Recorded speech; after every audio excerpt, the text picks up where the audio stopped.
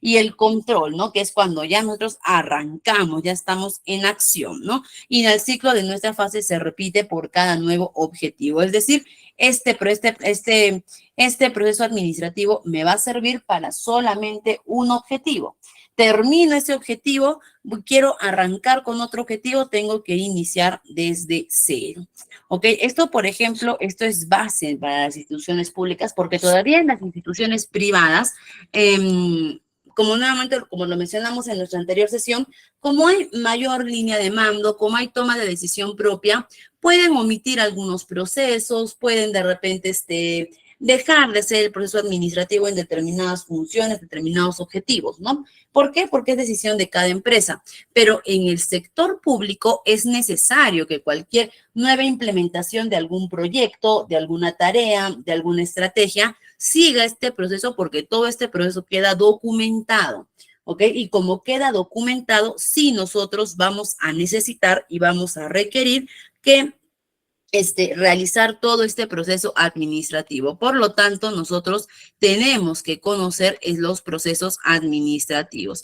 Ahora vamos a ver, a ver, permítanme, ya está. Listo. Ahora, vamos a ver las etapas del proceso administrativo, ¿ok? Que van a ser en realidad cuatro etapas. Y vamos a empezar por la primera, que va a ser la planeación. ¿Ok? ¿Qué vamos a ver de la planeación? A ver, la planeación primero, su mismo nombre lo dice, es la etapa en la que nosotros recién estamos empezando a diseñar la estrategia. ¿Ok? Es para ello, porque acá nos dicen, no, primero vamos a prever cuál es el objetivo y la meta que queremos lograr. Y para llegar a ese objetivo y a esa meta, vamos a empezar primero, acá lo dice, ¿no? Predefinir los objetivos y las metas. No vamos a establecer en esta etapa de la planeación qué es lo que queremos lograr, a qué queremos llegar. Después de predefinir los objetivos, vamos a pronosticar. ¿Cómo nosotros pronosticamos cómo nosotros podemos pronosticar, por así decir, lo que queremos lograr? Vamos a ver cuál es el pronóstico, básicamente, si es que es factible, si es que de repente no es factible. Vamos a analizar si contamos con los recursos necesarios, si contamos desde el financiamiento, desde también la información que tenemos, el personal que tenemos, vamos a ver si es que es factible o no. Si en este pronóstico sale que es factible poder llegar, entonces ya podemos empezar a crear una estrategia. ¿Cómo creamos una estrategia, no? La estrategia va a ser el camino a lo que queremos llegar, ¿no? Es decir, utilizar, o mejor dicho, hacer un plan de la mano con el dinero que tenemos, los recursos que tenemos, los trabajadores que tenemos, los plazos que tenemos, el tiempo que tenemos y poder establecer una estrategia, ¿no? Precisamente nos dice que en la planeación se desarrolla un plan que contenga diferentes actividades futuras que se van a realizar, ¿no? Entonces, ese es el momento de la estrategia y después accionar frente a problemas futuros, ¿no? Y por ejemplo, aquí en este accionar en este accionar frente a problemas futuros, es bueno poder hacer un análisis general de nuestra empresa para ver qué riesgos puede correr nuestro objetivo, ¿no? Y aquí viene la pregunta, a ver, para ustedes. Si yo quiero saber cuáles son las fortalezas, las debilidades, las oportunidades y las amenazas que va a tener de repente este objetivo, esta meta que quiero. ¿Cómo se llama esa matriz que yo aplico para poder saber las fortalezas, oportunidades, debilidades, amenazas? ¿Ok?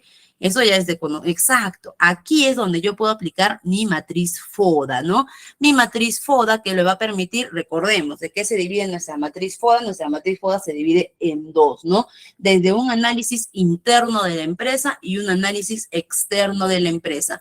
¿Qué analizo de manera interna en mi empresa? Mis fortalezas y mis debilidades, ¿no? Fortalezas es con qué cuento, qué tengo a la mano, qué puedo aprovechar, qué es mío que me va a servir para llegar a este objetivo. Y las debilidades es de repente ver qué es lo que me falta, qué es lo que no tengo desarrollado, qué es lo que puede perjudicar internamente mi objetivo o lo que yo quiero lograr, ¿no? Y el análisis externo lo hacemos a través de las oportunidades y las amenazas. ¿no? Oportunidades, podemos ver de repente la coyuntura social, de repente, si depende mucho del objetivo que queramos establecer, de repente, es algo que está en tendencia, es algo que tiene aceptación en el público, es una necesidad que aún no ha sido cubierta, ¿no? Entonces, esa puede ser una oportunidad a nivel externo. Y las amenazas, ¿ok? Las amenazas son aquellos problemas que pueden surgir que yo no los puedo controlar. ¿Por qué? Porque son externos a mi empresa. De repente, desastres naturales, ¿ok? Mal clima, mal tiempo, de repente, crisis gubernamental, crisis en el Estado, ¿no? Y que actualmente es una amenaza que viven al día a día en el sector público, ¿no? Porque el sector público lo que hay algo que siempre padece es que, al menos durante los últimos años, nuestro sector público, particularmente en el Perú, estamos en una crisis política, ¿no? Hemos tenido en pocos años miles de presidentes, entonces estamos en una crisis política que cuando ellos van a establecer estrategias, cuando ellos van a establecer algún plan de acción o algo, tienen que considerar actualmente que en cualquier momento se puede venir una nueva crisis política, vacancia de algún presidente, renuncia de algún presidente, cambio de ministros de golpe, de repente golpes de Estado, lo que pueda pasar, ellos ya tienen que analizar para qué. Si bien es cierto, ellos no van a poder evitarlo, ellos no van a poder cambiar la situación, por lo menos van a poder tener, por lo menos nosotros vamos a poder tener acciones que nos sirvan de repente de atajo o acciones que nos sirvan como un plan B para que nuestra estrategia no se vea dañada, ¿no? Entonces, dentro del sector público es básico, primero, antes de ejecutar cualquier trabajo o algo, la planeación. ¿Y por qué en el sector público? Y especialmente es importante la planeación. Más que todo, vamos acá por la utilización adecuada de recursos. Recuerden que en la entidad privada, por ejemplo, si yo tengo mi empresa, yo puedo hacer mi planeación. Si malgasto mis recursos, si hago una mala utilización, si soy imprudente con ello, no hay ningún problema porque es mi organización. El problema lo tendré yo conmigo misma o conmigo mismo, ¿ok? Entonces, no hay más. Ese es mi daño, como quien dice, es mi cuento. Pero en el sector público, ¿ok? Si yo hago un mal planeamiento, una mala estrategia, pierdo recursos, pierdo dinero, pierdo inventarios, pierdo tiempo, pierdo estrategia, ¿ok? Y definitivamente ahí yo no estoy trabajando con algo propio, algo mío. Estoy trabajando con recursos del Estado que no son, que es de todos. ¿Ok? Que es de todos. Entonces, aquí esta parte de la planeación, en especial para el sector público, ellos tienen que tener muchísima atención, ¿no? Por ejemplo, a veces vemos obras, por ejemplo, en el Estado, ¿no? Vemos pistas, vemos proyectos, vemos por ahí carreteras que llevan años detenidos o no terminan o no avanzan o terminó el proyecto y vemos que de repente está totalmente inadecuado, está mal hecho, ¿no? Y decimos, ¿por qué han hecho eso? Y es que definitivamente es porque ahí de arranque no hubo una adecuada planeación. Y cuando no planeamos bien primero nuestra estrategia, ¿qué es lo que va a pasar? Cuando tengo una estrategia ambigua, una estrategia que no la he planeado bien y la pongo en marcha, esa estrategia va a fallar. Definitivamente va a fallar. ¿Por qué? Porque simplemente no tuve la precaución, no tuve todo el panorama general para poder establecer esa estrategia. Y cuando la estrategia en el proceso falla, lo que hacemos, entramos a lo que es la improvisación.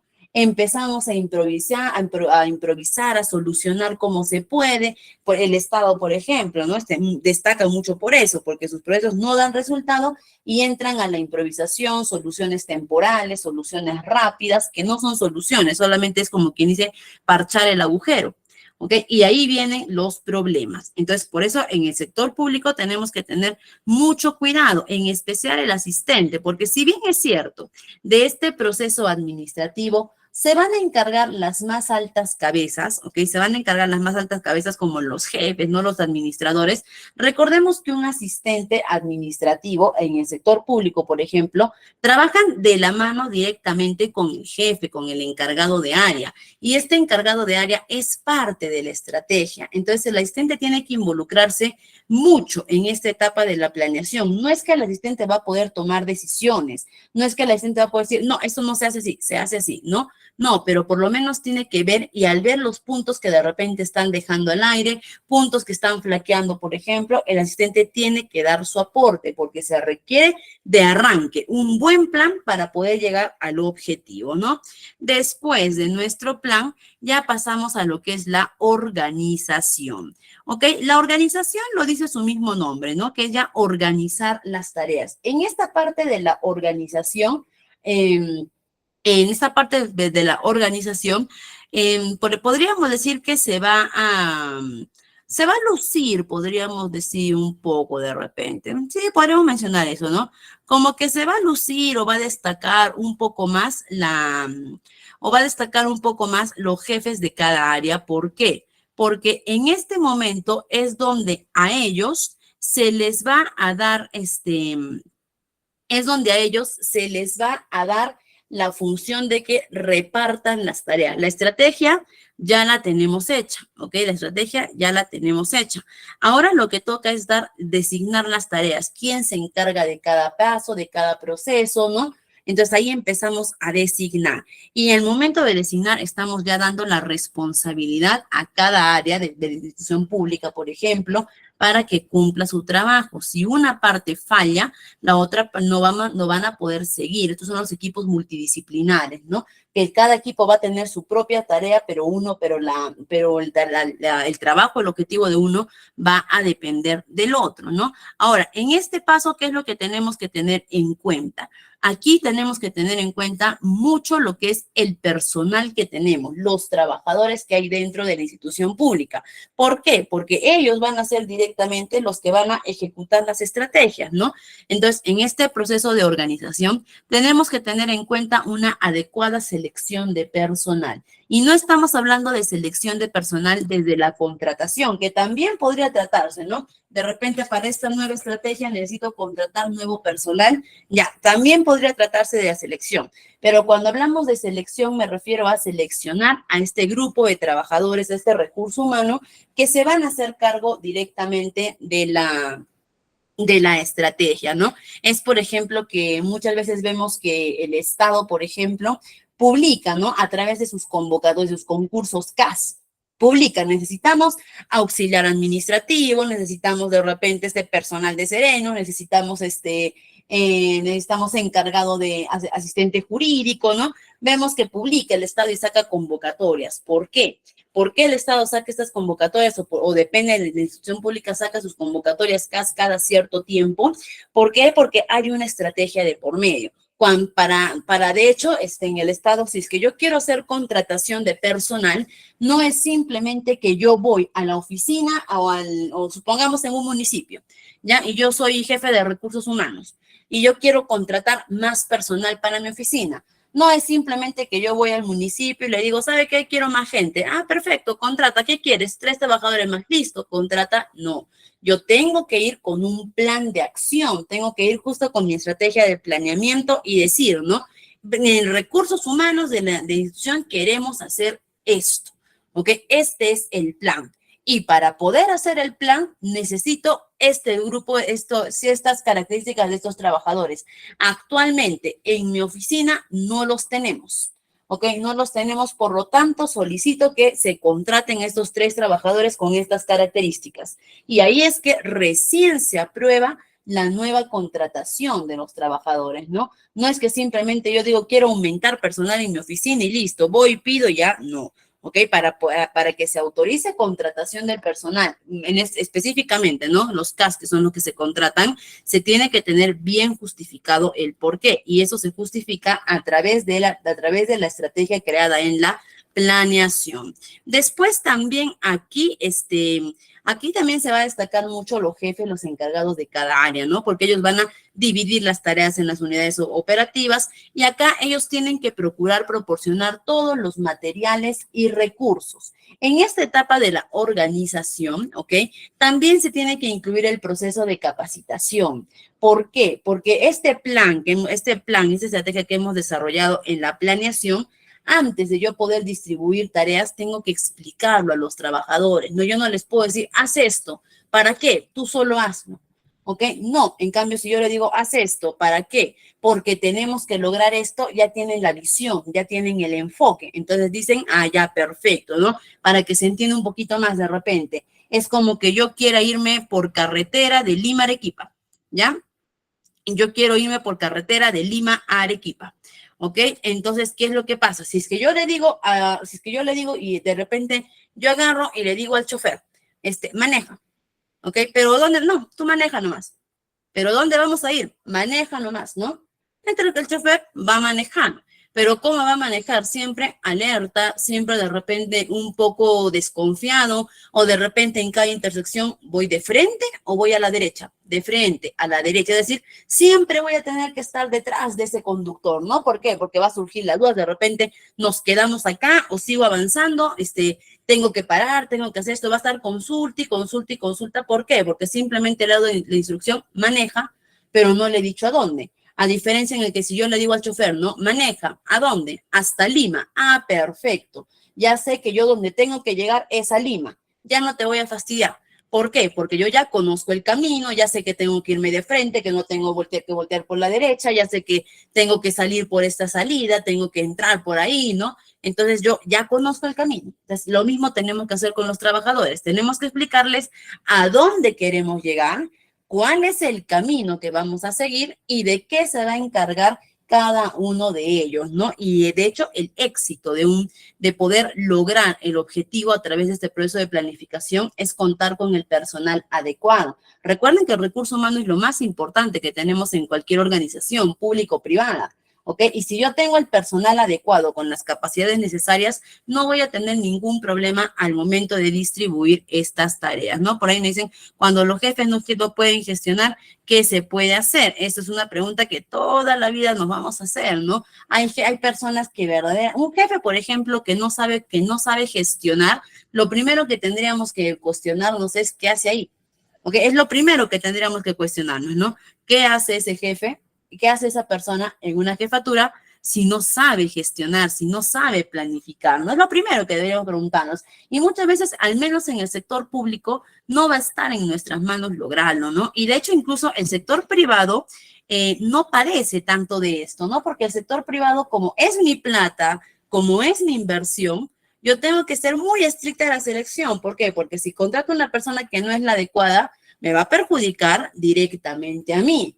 ¿No? Entonces, el sector privado no carece tanto, no padece tanto de ello, pero el sector público sí, y justo por ahí lo dice nuestra colega, ¿no? Por vara, muy lamentablemente el sector público muchas veces se deja llevar por política, ¿ok? Que cuando entra de repente el nuevo alcalde, todos los que le hicieron campaña también entran a las jefaturas, ¿no? Suele pasar eso. Entonces, ¿qué es lo que nosotros podemos hacer? Ahí es donde viene la tarea del asistente, ¿no? La tarea del asistente, sea cual sea el motivo por el cual el jefe haya llegado ahí, ¿no? Buen jefe, mal jefe, de manera justa, de manera injusta, ya está ahí, ya está el jefe. ¿Ok? Él es el encargado y yo trabajo de la mano con ese encargado se apoya en mí para las funciones. Ahí viene la tarea del asistente administrativo, ¿no? En el que si yo veo que no hay una adecuada gestión, en el que si veo que no estamos haciendo una adecuada planificación, en el que si yo veo que de repente estamos haciendo un camino al barranco, ahí yo puedo interceder, puedo recomendar, puedo gestionar, puedo anticipar. ¿Ok? ¿Para qué? La idea no es que el jefe quede mal, la idea es que la oficina no quede mal o que el área cumpla con el objetivo. Entonces, ahí también entra lo que es la función del asistente, ¿no? Que precisamente para eso estamos. El asistente estamos no solamente para asistir funciones, sino también para orientar, para poder asesorar, para poder recomendar y si es necesario poder corregir. ¿Ok? Ahora, por ahí nos dicen, se pidió, a ver, se pidió demasiado para el proyecto y se trabajó con pésimos materiales, quedando la obra un desastre que se tuvo que volver a hacer. Sí, eso pasa, en realidad eso pasa comúnmente, ¿no? Por eso, y ahí ¿dónde está? Ahí ¿dónde está el error? En la mala planificación, ¿ok? En la mala planificación. ¿Ok? Ahí es donde entra el problema, ¿no? El asistente trabaja para él y el jefe cobra fácil, ¿no? hay que verlo así en realidad. Yo les recomiendo, muchas veces en el sector público es inevitable poder sentir eso, ¿no? Pero recuerden que los puestos de asistencia, asistente administrativo, asistente de recursos humanos, jurídicos, todo ello, estos puestos son, para una persona, estos puestos deberían ser transitorios, ¿ok? Yo no debería aspirar a trabajar toda una vida de asistente. Yo lo que debo de hacer de asistente es buscar todo el aprendizaje que pueda, captar todo lo que yo pueda, porque eso tiene que ir de la mano con un crecimiento profesional, con un crecimiento en mi perfil profesional y en algún momento poder asumir una jefatura.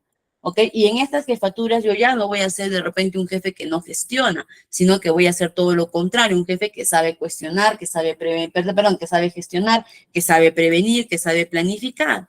¿Ok? Entonces hay que verlo siempre como oportunidad de aprendizaje. Y ahora, después de esta etapa de la organización, hasta que hemos hecho la parte mecánica, como quien dice, la parte de preparación. Ahora sí se nos viene el proceso de la etapa de dirección, ¿ok? Que esta es la parte más crítica del proceso. Aquí es donde vamos a demostrar si hemos hecho todo lo anterior de manera adecuada o no. En esta parte es donde el proceso o llega al éxito o se derrumba totalmente. Por eso decimos que es la parte más crítica, ¿ok?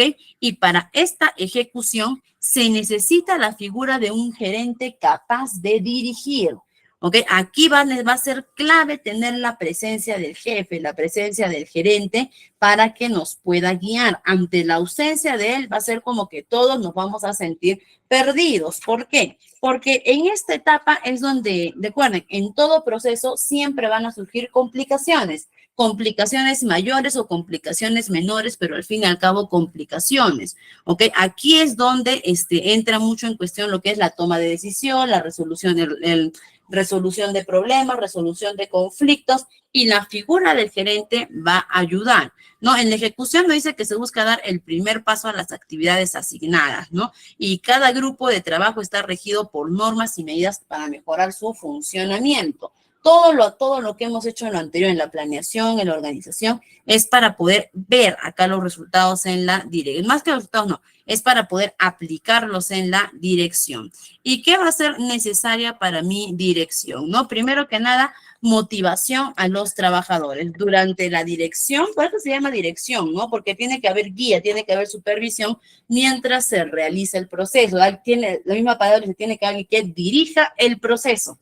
Alguien que esté dirigiendo mientras ejecutan las acciones, ¿no? Y acá tienen que darse inyecciones de motivación, ¿ok? Aquí es donde la motivación tiene que abundar. ¿Por qué? Porque como es la parte crítica, tenemos que procurar que todo salga de la mejor manera, ¿ok? Y motivando al personal, motivando a los trabajadores de diversas maneras, ¿no? Como avances realizados, bonificaciones que se pueden dar, motivación emocional, ¿no? De repente con felicitaciones, con pausas activas, todo ello va a hacer que se pueda avanzar de mejor manera. La remuneración adecuada. Como quien dice, ¿no?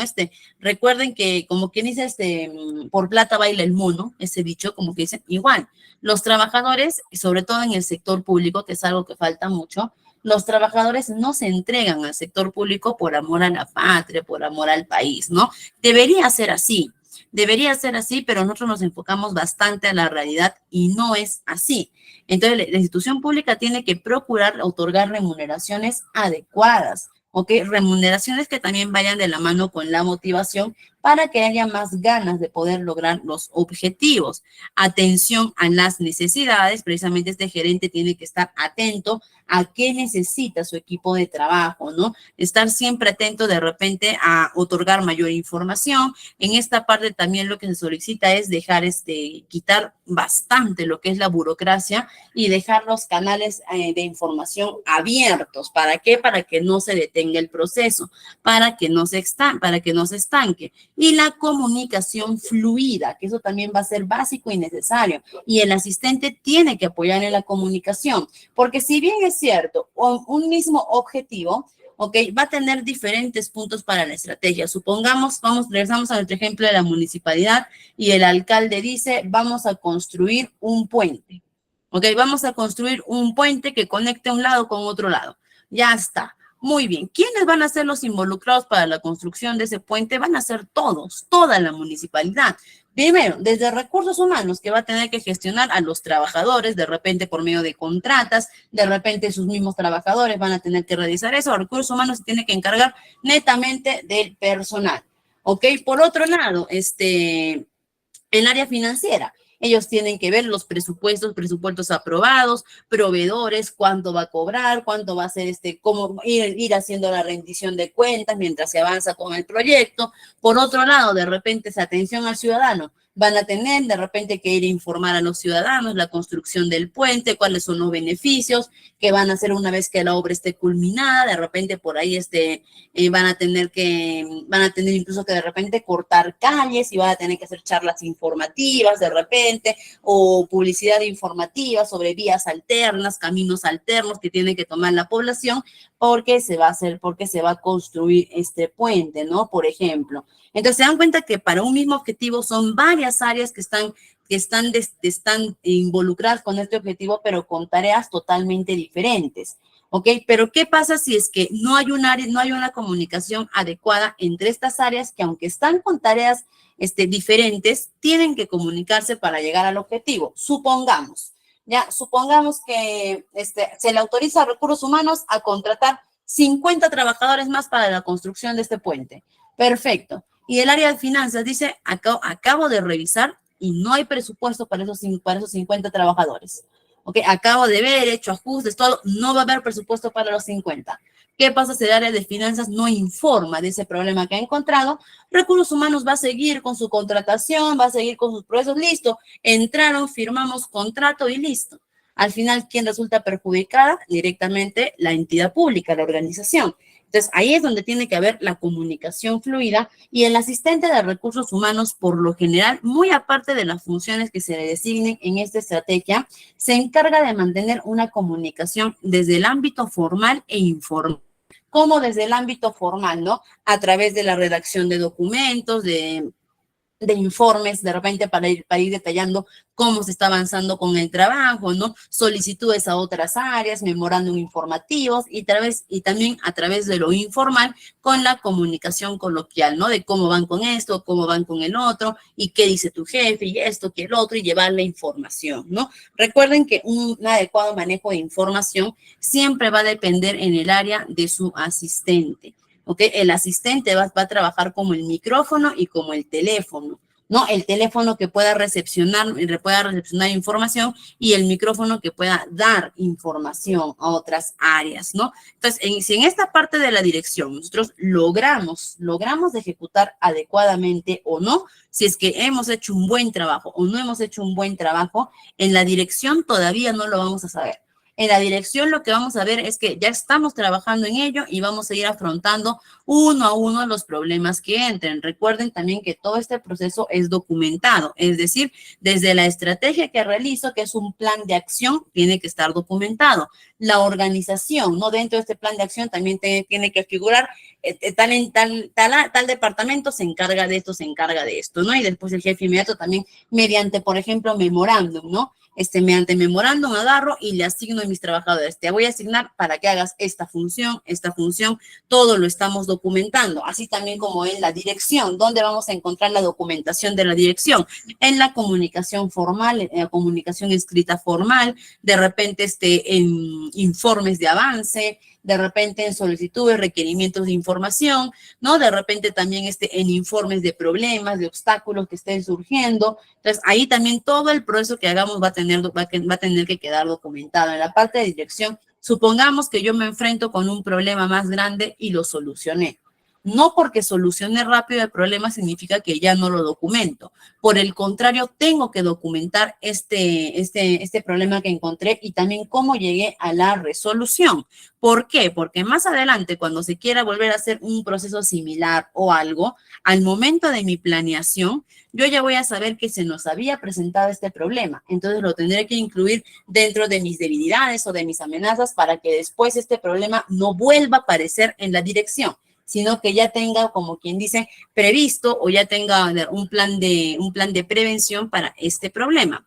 Y después venimos a la última etapa, que ya es la etapa de control, ¿no? Esa etapa de control precisamente es la última porque hasta aquí se supone que ya hemos culminado toda la ejecución. Ahora, ¿qué tiene de importante o qué tiene de fundamental esta etapa de control? ¿Ok? Esta etapa de control nos va a servir específicamente para poder ver, primero que nada, si hemos logrado o no hemos llegado el objetivo. ¿Ok? Por eso empezamos con el paso 1, comparar los resultados obtenidos. ¿Hemos logrado o no o no logramos el objetivo? ¿Ok? Si es que hemos logrado el objetivo, bien. ¿Ok? Nuestro proceso entra, como quien dice, a una etapa de seguimiento, ¿no? El control, de hecho, es el seguimiento. No es que el control dura un día, 2 días, un mes, no. El control es a largo plazo, ¿no? Y si hemos logrado, bien, igual, seguimos ahí, ¿no? Es decir, vamos observando cómo fluye nuestro proyecto. Pero si nos damos cuenta que no hemos llegado o de repente la parte de ejecución se vio interrumpida, no pudimos culminar, ya tenemos que saltarnos de frente al control. Y acá es donde vamos a poder ver dónde estuvo la falla. ¿Qué fue lo que pasó? ¿Qué fue lo que perjudicó? De repente, ¿cuál fue el error que cometimos? Recuerden eso, que cuando no llegamos al objetivo es error humano.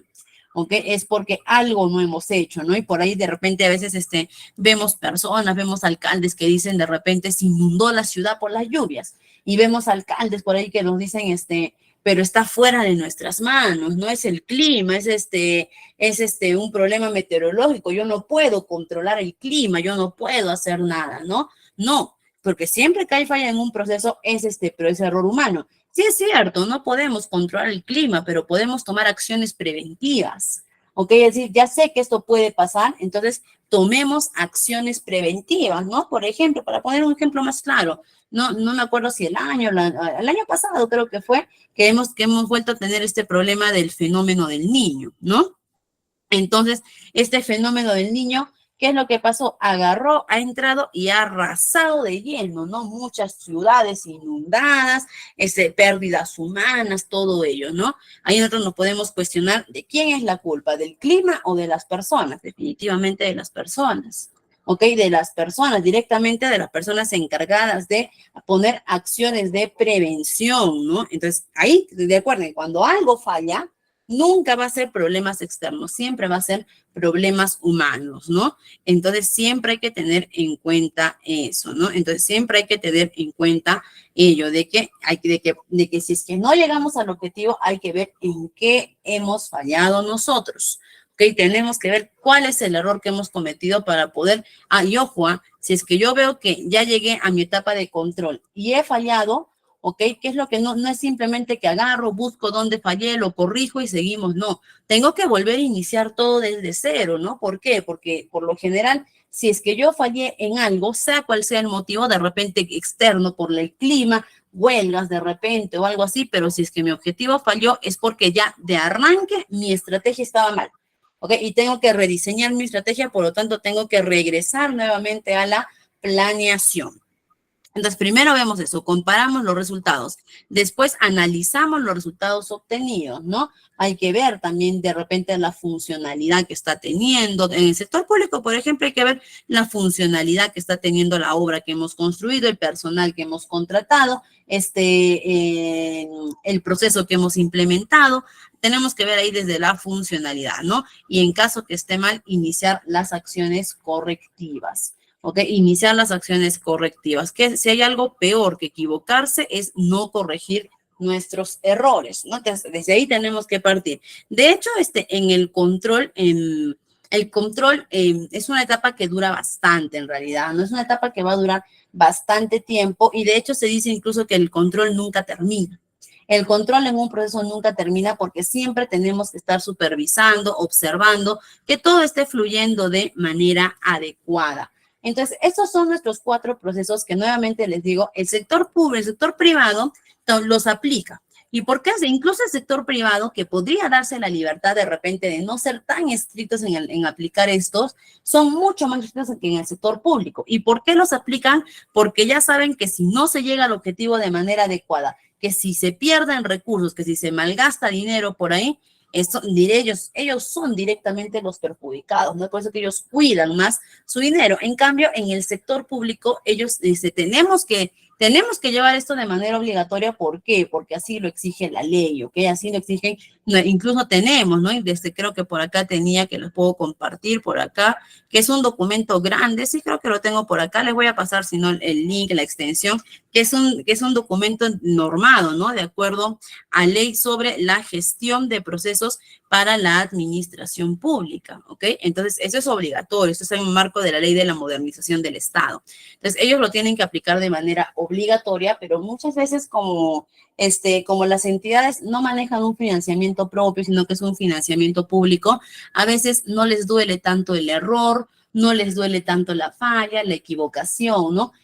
Podríamos decir que el dolor más grande que ellos pueden llegar a tener es la opinión pública. Cuando la opinión pública ya ataca, cuando la opinión pública juzga, critica, que muchas veces lo hacen con mucha razón, otras veces ya también con poca información. No, pero podríamos decir que esa es la parte que más les afecta. Pero en cuanto a pérdida, mal gasto de recursos, no tanto. ¿No? Entonces, por eso con más razón ellos deberían tener mucho cuidado ante la implementación de proyectos, de poder llevar estos pasos adecuados. Primero, ¿por qué? Porque recuerden que la administración pública no es de nosotros los trabajadores, nos pertenece, claro que sí, pero no es solo de nosotros, es de todas las personas que residen en el país. Que todas las personas que están en el país, peruanos, extranjeros, todas las personas que están en este momento pisando, tienen derechos, ¿no? Y nosotros tenemos que respetar, y esta administración pública es de todos, ¿no? Entonces, pues, por eso que damos la importancia a estos proyectos. Incluso también recuerden, si es que llegase a caer en algún momento alguna auditoría, porque muchas veces nosotros cuando mencionamos la palabra auditoría, se nos viene inmediatamente a la cabeza dinero. Auditoría financiera, quieren ver ingresos, egresos, quieren ver si falta plata, si sobra plata, ¿no? Y sí, efectivamente, eso es una auditoría, pero eso es una auditoría financiera, ¿ok? Pero hay muchos más tipos de auditoría. Por ejemplo, hay auditorías de recursos humanos en las que vienen y ¿qué es lo que te auditan? Tu planilla, tu evaluación, si estás llevando tu evaluación de desempeño, si estás capacitando a tus trabajadores. Hay auditorías legales, donde vienen y qué es lo que te van a auditar, ¿no? Tus procesos legales, si estás notificando adecuadamente, si estás llevando los procesos, si no los estás retrasando, si los estás llevando con celeridad. Y también hay auditorías documentarias, donde van a venir y te van a pedir todos los documentos de lo que estás realizando. Te van a decir, a ver, hace poco construiste este puente, ya, tráeme todos los documentos de ese puente. Pues toda la documentación que ha involucrado el trabajo de ese puente. Ahí habrá que llevar mi documentación financiera, mi documentación legal, mi documentación de personal, mi documentación de catastro, mi documentación de todo lado, ¿no? Y si es que supongamos que agarra esta auditoría de documentos, agarra y dice, ya, mira, yo tengo conocimiento que de repente en diciembre del año pasado tu puente se inundó, ¿ok? Su puente se desplomó. ¿Ya? Y después tú agarraste y lo reparaste. No, sí, pasó eso y lo reparamos. ¿Dónde está la documentación del informe del por qué se desplomó tu puente o por qué se inundó tu puente? ¿No? ¿Cuáles fueron las acciones? ¿Cuál fue el motivo? ¿Dónde está tu informe?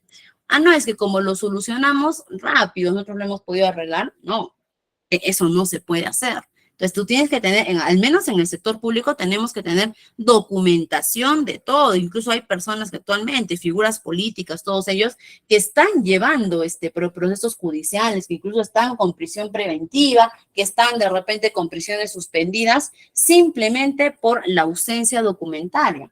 ¿Ok? Supongamos, por ejemplo, algo muy común que vemos en los políticos, ¿no? Que agarran y dicen, a ver, ¿cuánto han aportado a tu campaña? 50,000 soles. ¿Quién ha aportado a esa campaña? Una donación. ¿Dónde está la documentación de la donación? No, porque no es simplemente que yo voy, te digo, toma dinero y listo, chao. Tiene que haber documentación de por medio, ¿no? Que tal persona me hizo esta donación con esta finalidad, con estos objetivos, con esta identificación. ¿Dónde está eso? No hay. Entonces, ¿qué pasa acá, no? Entonces, hay personas que, por ejemplo, por ausencia de documentación, llevan eso. Entonces, es muy importante que el proceso administrativo no solamente se aplique en acciones, sino también que quede documentado, ¿no? Y precisamente eso es lo que vamos a ver ahora. cómo se maneja la documentación en las entidades públicas, ¿no? El flujo de trabajo que tiene, el flujo de trabajo y la gestión documentaria en las entidades públicas. Así que cuando hablamos de flujo de trabajo, estamos hablando nuevamente de pasos secuenciales, acciones, procedimientos que nosotros seguimos para poder completar tareas, ¿no? Y el flujo puede variar significativamente y también dependiendo de la entidad, ¿no? ¿Por qué? Porque cada entidad pública va a tener su propio flujo de trabajo, su propia forma de elaborar, sus propias instancias, ¿no? Recuerden que aunque todas sean instituciones públicas, cada una de ellas tiene objetivos, miras, metas diferentes, procesos diferentes, funciones diferentes y van a otorgar también servicios diferentes. Entonces, también cada entidad va a tener su flujo diferente. Por lo tanto, no es lo mismo que yo sea un asistente administrativo de una municipalidad que de un hospital público, que de una universidad pública, que de un ministerio, que de una entidad de fiscalización.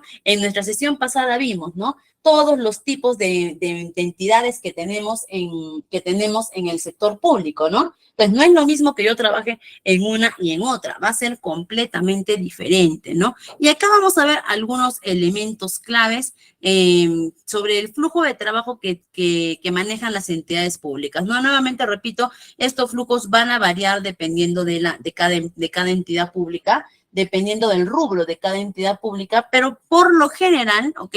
Por lo general se maneja la información de esta manera, ¿no? Primero, la recepción de solicitudes y documentos. Que esta recepción puede venir desde personas externas, ¿ok? Es decir, desde el ciudadano, desde el usuario, que puede venir también de repente desde entidades externas, entidades públicas externas, entidades privadas externas, que presentan a mi información, así como también esta recepción puede ser interna de un área a otra área, ¿no? De repente de una gerencia hacia otra área. Entonces también puede esta recepción de documentación, vamos a poder recibirla tanto de manera externa como de manera interna, ¿no? Y este proceso va a empezar precisamente con la recepción. Es importante mencionar que toda documentación externa que vaya a ingresar a la empresa siempre tiene que pasar por mesa de partes. ¿Ok? Mesa de partes va a ser el nexo entre la persona, la empresa, la entidad externa y el resto de la organización. Yo de repente quiero hacer un trámite con un área tributaria, con el área de tributos. Yo no puedo ir de frente al área de tributos, por favor, recíbame mi documento. No. Ok, yo tengo que toda documentación externa que va a ingresar que va a ingresar dentro de la organización siempre tiene que pasar por el área de mesa de partes. Todas las instituciones públicas contienen esta área de mesa de partes desde ámbitos físicos y ya algunas poco a poco están implementando su mesa de partes virtual, ¿no? Pero si yo voy a presentar un documento, ya saben, sea cual sea el área al que yo vaya a dirigir, siempre primero por mesa de partes. Pero sin embargo, cuando esta recepción de solicitudes o documentos va a ser interno, es decir, que va a ser de un área a otra área, de una unidad orgánica a otra unidad orgánica, ya no es necesario que yo pase mi documento por mesa de partes. No supongamos, yo trabajo en recursos humanos y quiero enviar un documento a logística.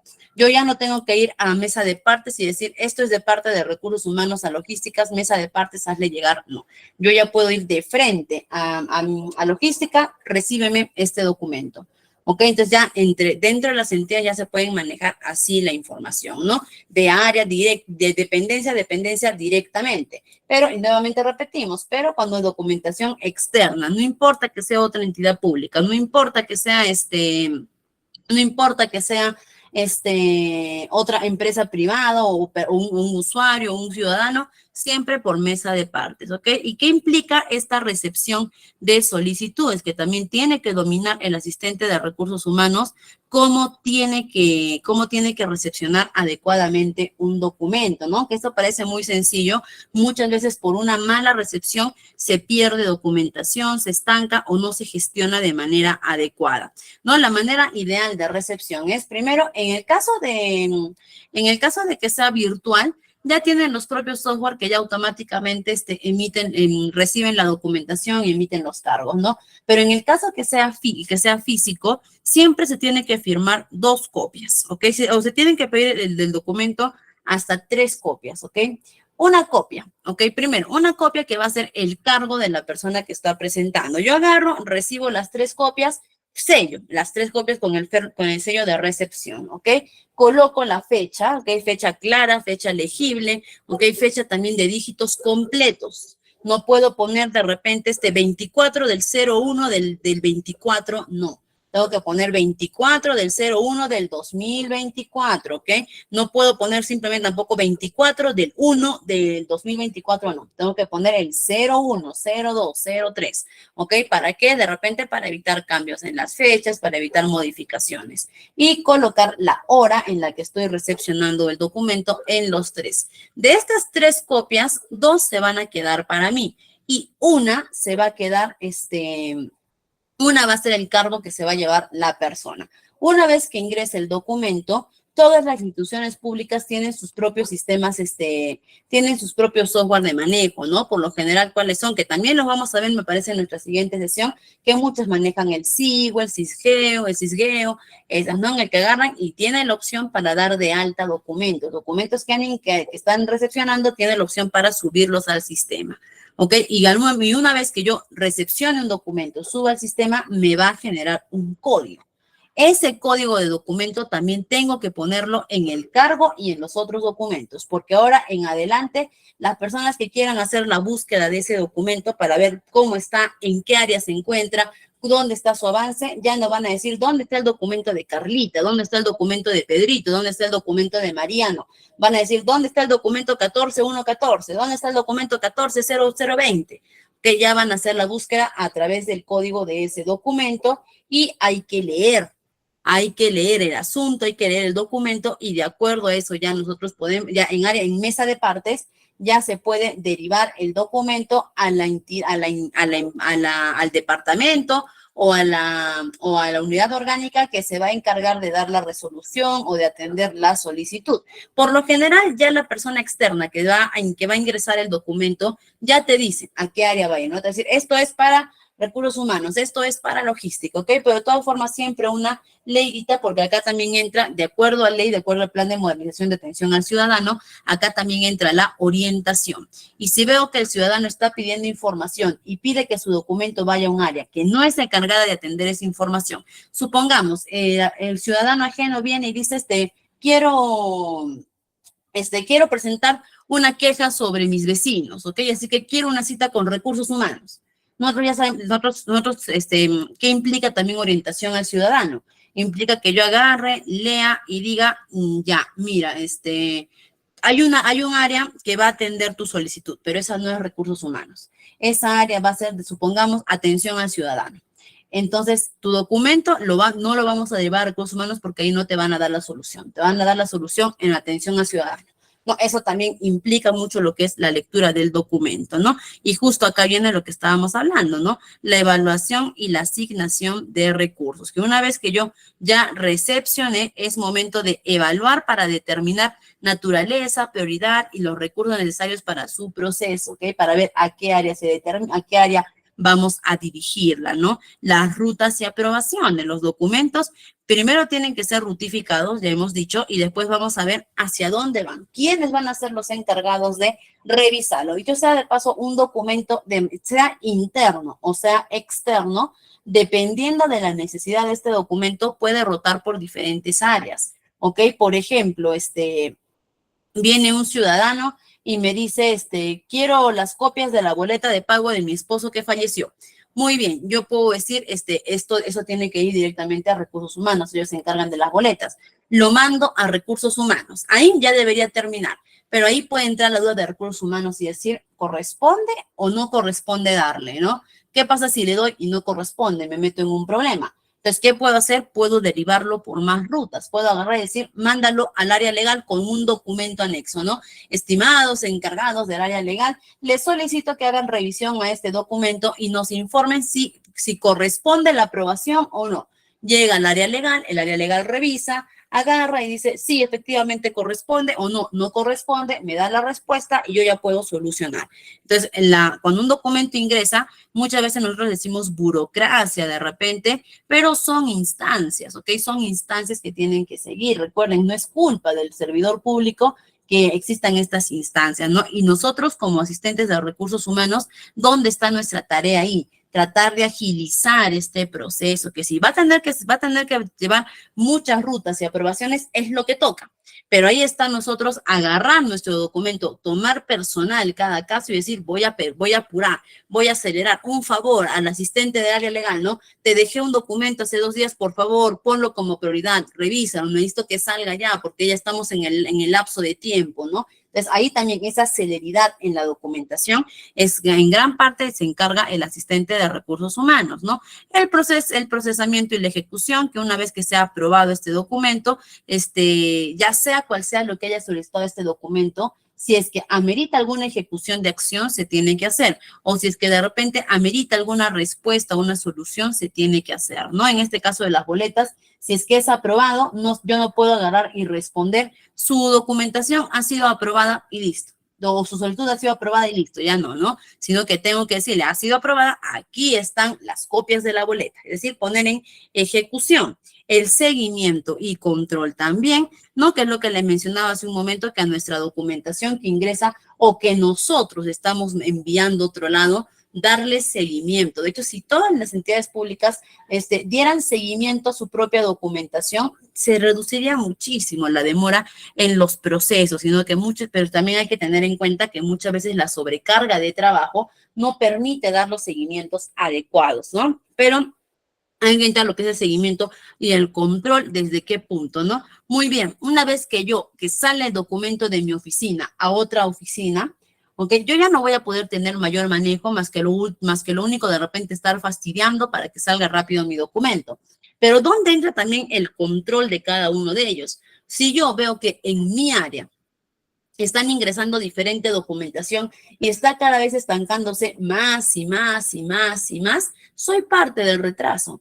Entonces, ahí también entra lo que es el control de establecer de repente periodos de tiempo, establecer de repente estrategias de respuesta de documentación para que no se nos acumule. Y después viene lo que es el archivo y la conservación, que una vez que de repente se completó todo lo que se estaba pidiendo o algo, es momento de guardar esta documentación. No es que yo agarro, recibo documentación en el estado, ya hemos dicho que hay auditorías que hay auditoría de documentación. No es que yo agarro, recibo algo, ya se resolvió, listo, lo rompo y listo, ¿no? O agarro y lo utilizo como papel de reciclaje, no. Toda la documentación que ha llevado o que ha estado involucrado a través de procesos se tiene que guardar, se tiene que archivar, ya sea de manera física o virtual, ¿ok? También hay formas de poder archivar documentos de manera virtual, pero todos ellos se deben de guardar, se tienen que archivar, ya que ya que según normativas legales, esto es la conservación de registros de documentación es obligatoria. De hecho, hay no me acuerdo ahorita el número de artículo de ley, pero nos dice de que toda la documentación se tiene que guardar después de que este proceso haya culminado. Tenemos que guardar mínimo 5 años la documentación. Ok, mínimo. Así que no es porque ahorita ya terminó el 2023 y ya estamos iniciando un nuevo año, no es que yo agarro y voto toda la documentación del 2023, no. Y de hecho, esta conservación de documentos de los 5 años también aplica para el sector privado. Que el sector privado tiene que guardar su documentación como mínimo 5 años. ¿Ok? Y por último, la optimización continua, ¿no? Buscar siempre maneras de poder mejorar y optimizar el flujo de documentación dentro de la oficina, que es un gran problema que tiene actualmente el sector público, que no tienen estrategias de manejo de documentación, ¿no? Y en realidad ellos necesitan urgentemente una estrategia adecuada, ¿no? Y es que hay que entender algo, así como nosotros tenemos procesos o nosotros tenemos solicitudes dentro del sector público, también hay más personas que al mismo tiempo presentan sus solicitudes. En el sector público no solamente se trabaja con solicitudes externas, sino también solicitudes internas entre dependencias. ¿Ok? Entonces, el flujo de trabajo en el sector público, y los coleguitas que han podido trabajar en el sector público saben, es abundante, es mucho trabajo. ¿Ok? Y a eso hay que sumarle que muchas veces el servidor público no cumple su trabajo o de repente no ejecuta su trabajo como debería ser. Entonces, si le sumamos al exceso de trabajo más un incumplimiento ambiguo, definitivamente se va a juntar, ¿no? Entonces, por eso ahí se tienen que establecer estrategias de manejo de documentación, ¿no? Por ejemplo, por ejemplo, hay entidades, hay empresas que se apoyan bastante de los practicantes preprofesionales, ¿no? Que ellos en realidad son una maravilla dentro de institución pública o privada. ¿Por qué?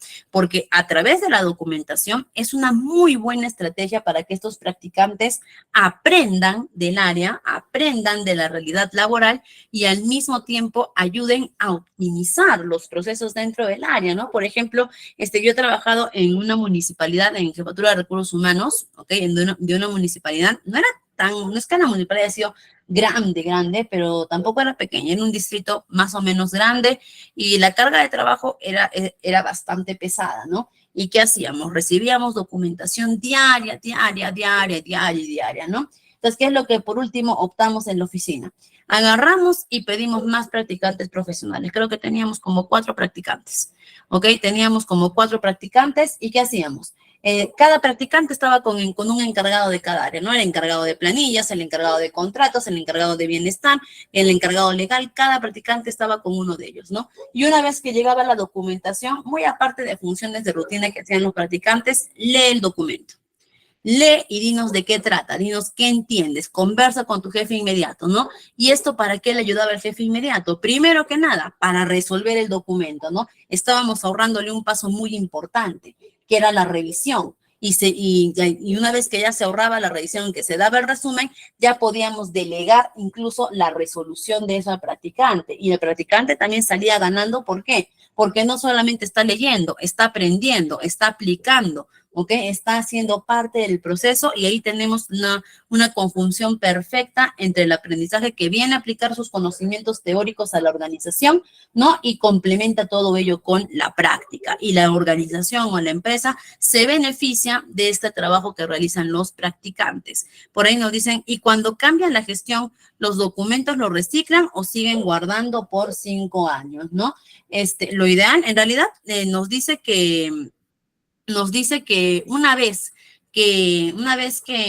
que pasan estos 5 años, la entidad puede disponer de la documentación, ¿ok? Puede disponer de esa documentación, pero lo ideal es poder guardarla. Ahora también supongamos cuando hacen estos, para ir un poquito a lo legal de repente, cuando hacen estos cambios de gestión de repente y supongamos que por ahí hay alguna investigación judicial o algo, es por eso que las instancias judiciales requieren la información, solicitan que presentes tu información de todo, ¿no? Precisamente ¿para qué? Para evitar que pase estos lapsos de 5 años y que una vez que te soliciten la información te digan, ya no está, ya no tengo, ya lo dispuse. Entonces, por eso que las instancias judiciales también son bastante precavidas, también ellos, es un proceso que ellos aplican y dentro de su planeación ellos también tienen esta estrategia, ¿no? De decir, antes de que vence el periodo de la documentación, hay que solicitar para tener en nuestros archivos nosotros, ¿no? Pero en realidad lo que dice la normativa es que son 5 años de manera obligatoria. Después de eso, lo ideal es poder guardarle y el sector público lo hace en realidad, no es que eliminan, no es que disponen, sino que guardan, ya archivan esta documentación, ¿no? Una cosa es tenerlas activas 5 años, otra cosa es archivarla. Es por eso que incluso el sector público carece de espacio actualmente para poder guardar tanta información.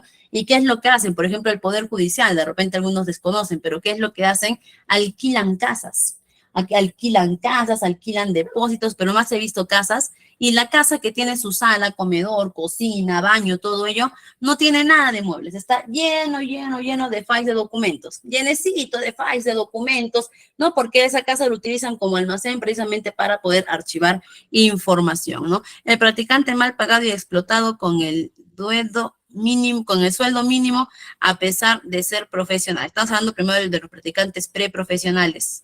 Los practicantes preprofesionales todavía no son profesionales, ¿ok? Se están todavía en etapa de formación y los practicantes, recuerden que tanto el practicante preprofesional como el practicante profesional tienen derecho a una remuneración.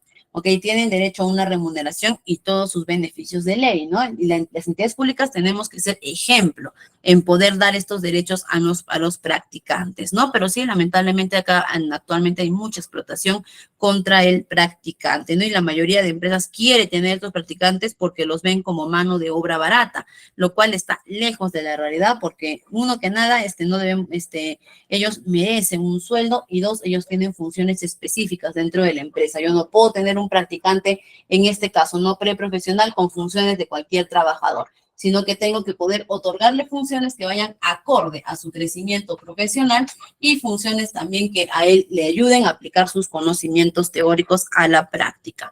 Y ahora vamos a seguir viendo vamos a seguir viendo, mira, justo por acá los teníamos detalladitos, ¿no? Lo que eran vamos a volver a verlos por acá, desde lo que es nuestra recepción de documentos, ya hemos visto nuestra evaluación, las rutas, el proceso de ejecución, el seguimiento, el control, el archivo, la conservación y por último la optimización continua, ¿no? Que de hecho el asistente tendría que ser un apoyo importante para poder establecer estrategias para optimizar la gestión documentaria. Y ahora vamos a ver cuáles son los tipos de documentos que manejamos en la gestión pública, ¿ok?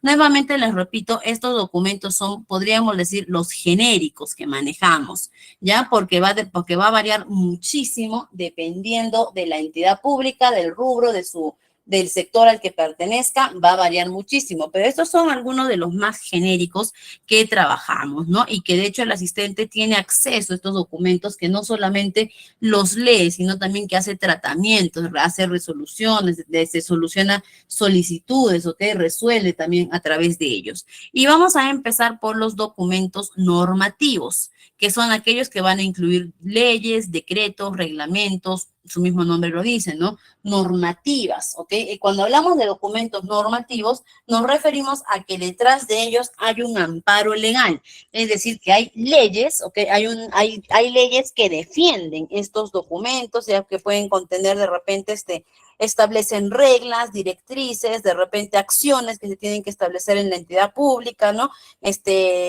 Cómo se tienen que tomar decisiones políticas. Todo eso está en los documentos normativos y estos documentos precisamente llevan el nombre de normativos porque no solamente son para dirigir o para orientar, sino que están amparados detrás de una ley y cuando algo es ley, se tiene que cumplir sí o sí. Yo no puedo hacer nada que vaya en contra de la ley, ¿no? Por ejemplo, ¿cuáles podrían ser estos documentos normativos en una entidad pública, no? Empezando desde la Constitución.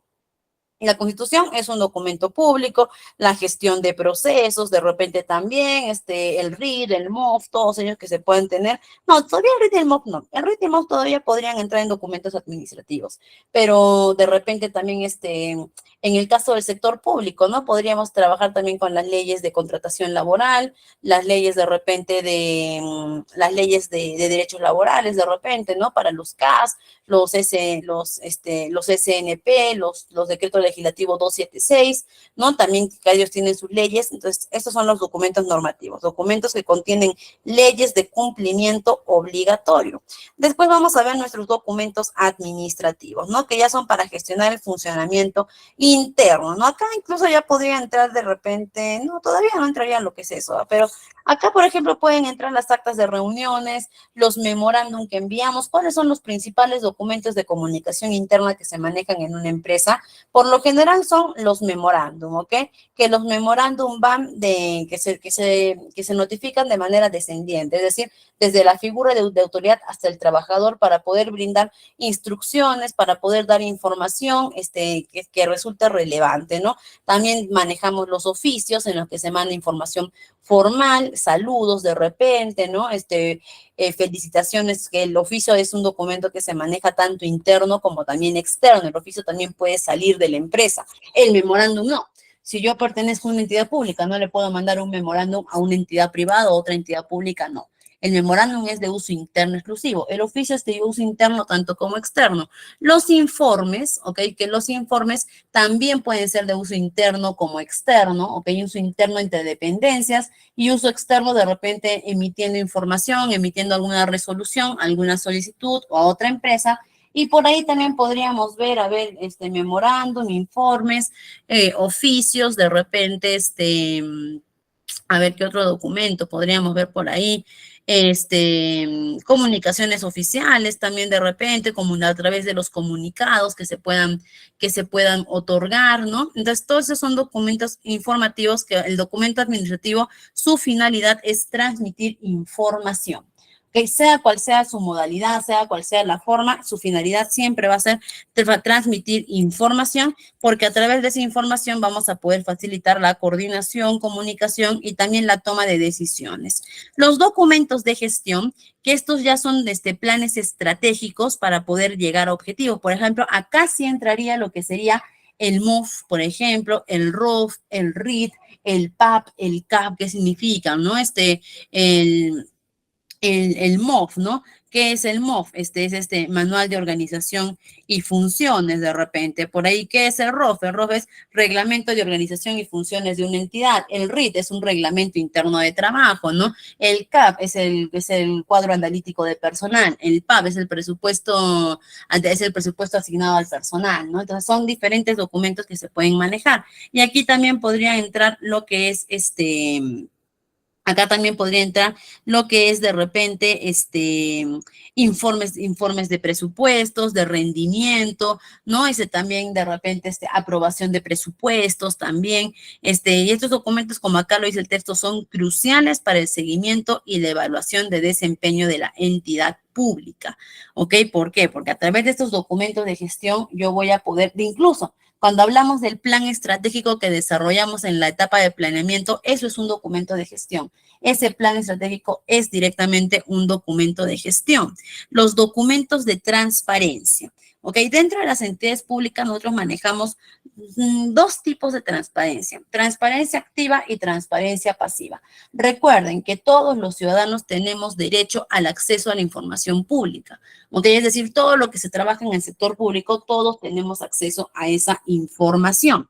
Ahora, ¿qué tipo de documentación son de transparencia activa? ¿Ok? Estos tipos de financiamiento son de transparencia activa cuando tenemos acceso directo a ellos. No necesitamos solicitarlo, no necesitamos pedirlo, sino que ya debe estar a nuestro alcance. Por ejemplo, el organigrama. El organigrama es un documento interno de la empresa, pero que todos tenemos acceso. Entonces, es un documento de transparencia activa. De repente, manual de organización y funciones. Es un documento que también tiene que estar activo, que es de transparencia activa, en el que yo ni siquiera necesito pedirlo. Convocatorias CAS. ¿Ok? Son documentos de transparencia activa. Yo no necesito pedirlo. Simplemente basta con que vaya a la entidad física de repente, no vaya a la sede de la entidad y esa información tiene que estar ahí pegada en un periódico mural, no en un mural de transparencia que se desconoce, tiene que estar pegada ahí para que yo pueda tener acceso o a través de sus plataformas digitales. Y también tenemos los documentos de transparencia pasiva. Son documentos a los cuales yo también tengo derecho de acceder, pero estos sí tengo que pedirlos, estos sí tengo que solicitarlos, estos no están así como quien dice abiertos al público para que todos los miren, ¿no? Por ejemplo, ¿cuáles pueden ser documentos de transparencia pasiva? Informes financieros, de repente datos de algún proceso interno, incluso la divulgación de gastos públicos, ¿no? La divulgación de gastos públicos es transparencia activa, ¿ok? Es transparencia activa que tiene que estar disponible en todo lado. De hecho podemos visitar la página de gov.pe. Ahí está también ahí hay esta rendición de cuenta, ¿no? De gastos públicos.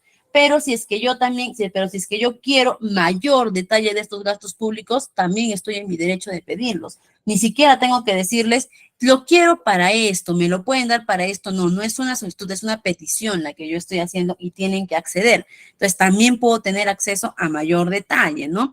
La documentación de gestión de personal, que es muy importante mencionar esto, ¿ok? Si bien es cierto, todo proceso dentro de la entidad pública, yo como ciudadano tengo derecho al acceso a lo que va a ser la administración o la documentación de gestión de personal, no voy a poder tener acceso. ¿Por qué? Precisamente porque es gestión del personal, es gestión de los trabajadores. Eso es ya privado de cada servidor público. Entonces, ahí sí, yo no voy a poder tener acceso, yo no voy a poder ir y decir, bueno, yo soy ciudadano, tengo derecho a la información pública, así que por favor, necesito que me den la boleta de todos sus trabajadores, ¿no? No. porque ahí sí ya estamos invadiendo la privacidad del trabajador. No puedo ir y puedo decir, quiero ver el contrato de este trabajador, no, dénmelo, no. No puedo, ¿no? En esta parte de la documentación de gestión de personal se tiene que guardar mucho la confidencialidad. Y de hecho, por el contrario, si yo doy información que no corresponde, ¿ok? O divulgo información del personal, en tanto de manera interna como externa de la empresa, en el área, ahí sí, la entidad o directamente del área de recursos humanos va a tener problemas.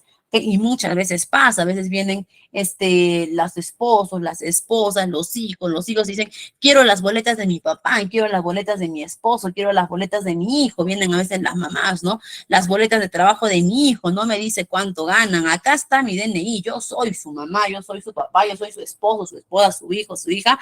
Pueden haber muchos vínculos familiares, pero no podemos divulgar esta información a nadie, ni mucho menos dar acceso. Incluso, ¿no? Si es que del área legal vienen y me dicen, quiero que me des, por favor, el legajo de personal de ese trabajador, ¿no?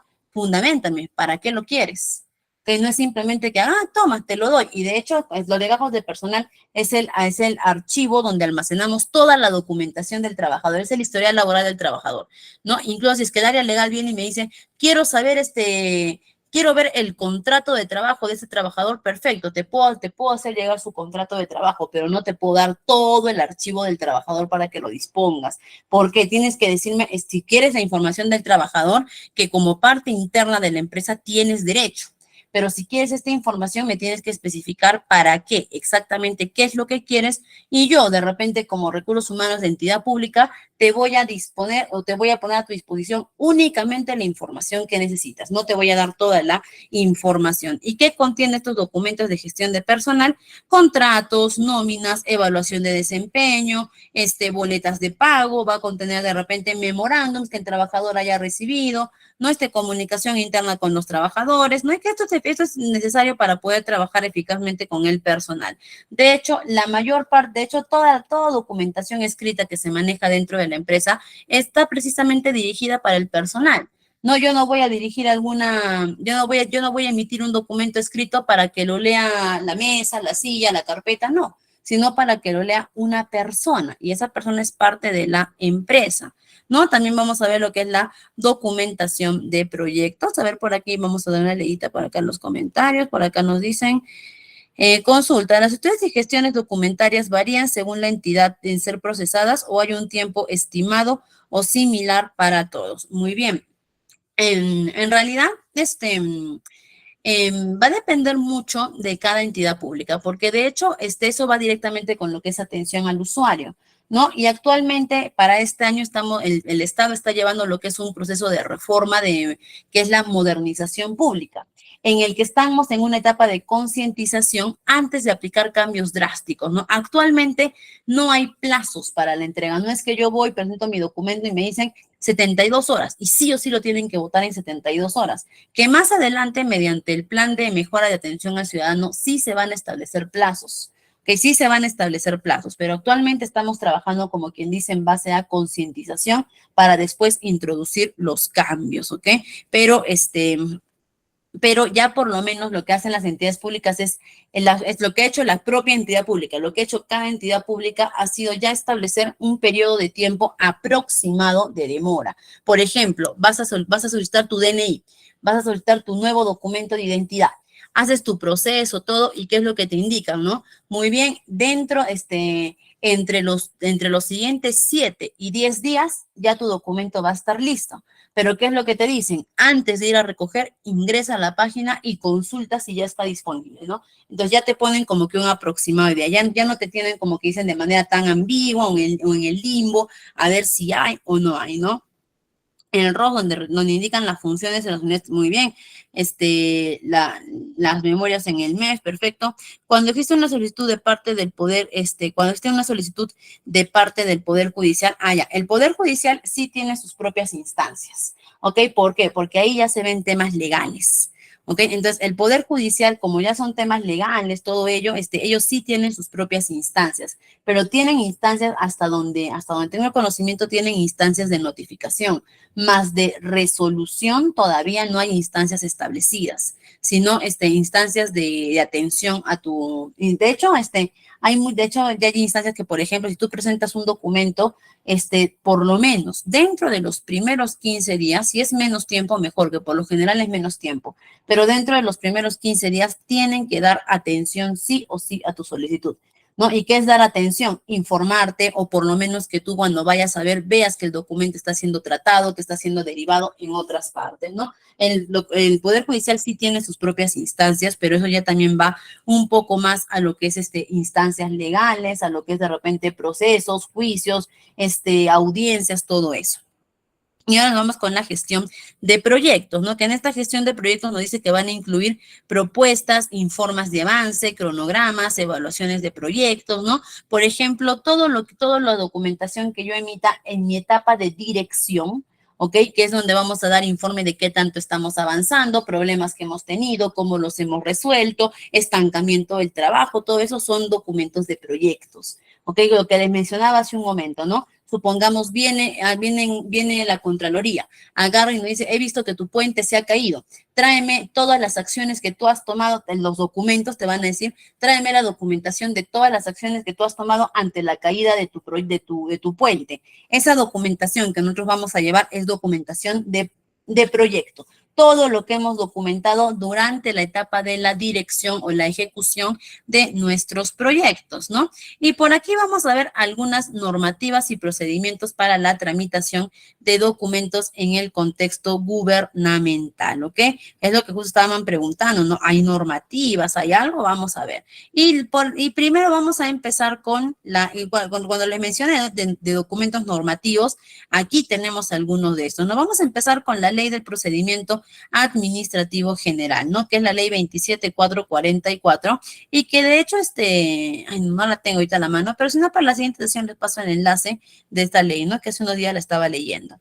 ¿Qué nos habla esta ley de qué nos habla esta ley del procedimiento administrativo general? La 27444, ¿no?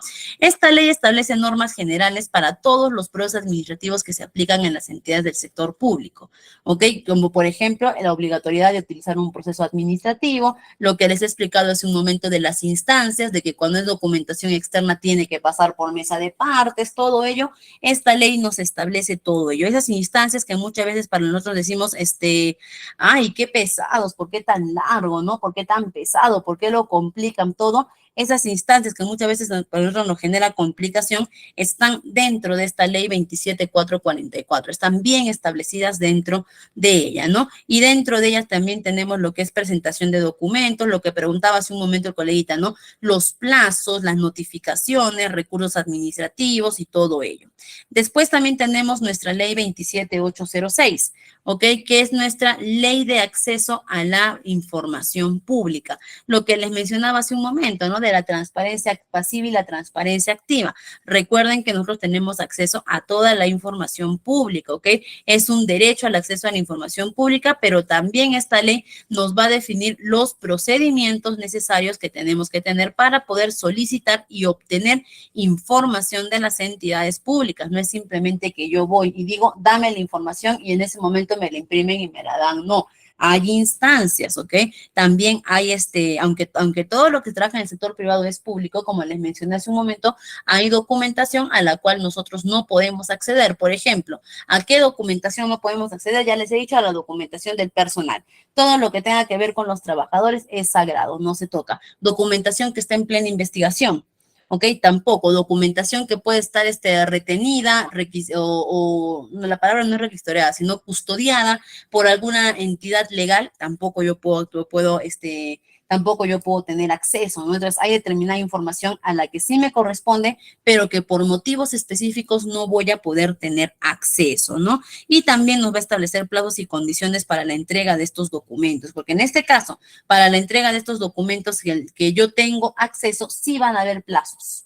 ¿ok? Sí van a haber plazos. Ahora también tenemos lo que son las normas técnicas de la gestión documental, ¿no? Que van a existir diferentes, por ejemplo, lo que les mencioné hace un momento, de que debemos guardar 5 años la documentación, eso es una norma técnica, ¿ok? Y también hay directivas que regulan la gestión en el ámbito público, ¿no? Estas no, su nombre es norma técnica de gestión documental, son emitidas por el Archivo General de la Nación. ¿Ok? Quien controla, quien fiscaliza ese es el Archivo General de la Nación y estas normas van a definir pautas, el tipo de conservación, la digitalización, que actualmente es algo que el Archivo General de la Nación está trabajando fuerte con las entidades públicas, ¿no?